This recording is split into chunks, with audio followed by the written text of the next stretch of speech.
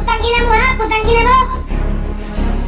Yan mga kasawag, makinig kayo mabuti. Putang ina ka.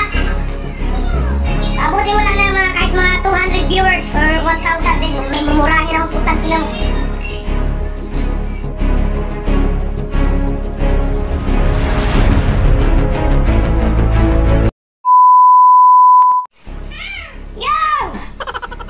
Grabe.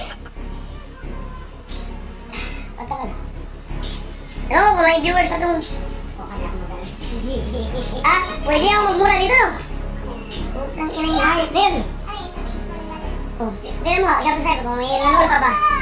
Putang ina mo ha, putang ina mo. Yan mga kasawag, makinig kayo mabuti.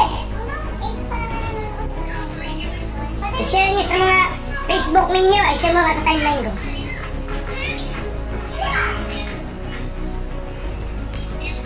Busy ako sa ano, pasensya na, busy tayo sa bahay natin, oh. Ikaw putang ina mo ha. Ngayon lang ako mag-live dito sa Facebook ko. Pwede nyo i-upload sa YouTube kahit kung may gusto na. Sabihin nyo, gapper sa iPad, nagmumura, gano'n. Yan. So, meron pong gumagamit ng account ko, gumawa siya ng page, ginaya yung page ko, yung lahat, yung aking profile, kung ano man yung details dito, ginamit niya, mga video ko sa YouTube, sa lahat pa, ginagamit niya, in-upload niya sa kanyang page, no, ginamit niya yung fake account na Japper Sniper. Tapos, okay lang sana sa akin yun. Gamitin niyo yung mga video ko, wala akong pakialam kung makakatulong yan sa inyo. Ayan na! Yan. Pero, kapag ginamit niya yung pangalan ko dahil nangihingi siya ng tulong, no, nangihingi siya ng pera. So, ikaw ang bugo ka, kapag hindi mo ititigil yan, baka ipapakulong kita, ginagamit mo yung pangalan ko. Sabihin ko talaga sa'yo.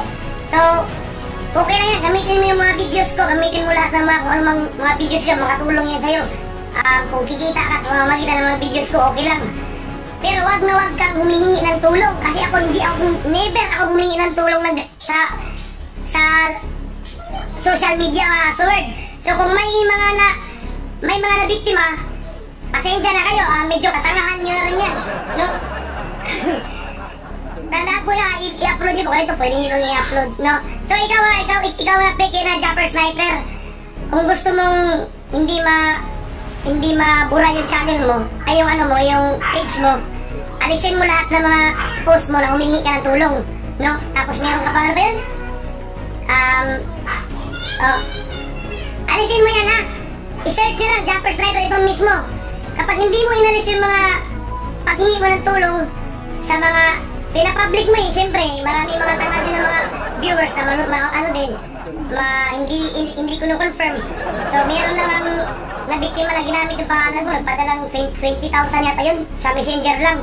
No, hindi man ako nakakausap, hindi po ako humingi ng tulong. Never, hindi ako humingi, tandaan niyo po yan. Hindi ako humingi ng tulong. No, may okay po ako sa buhay kahit na nag-construction tayo. Kaya na.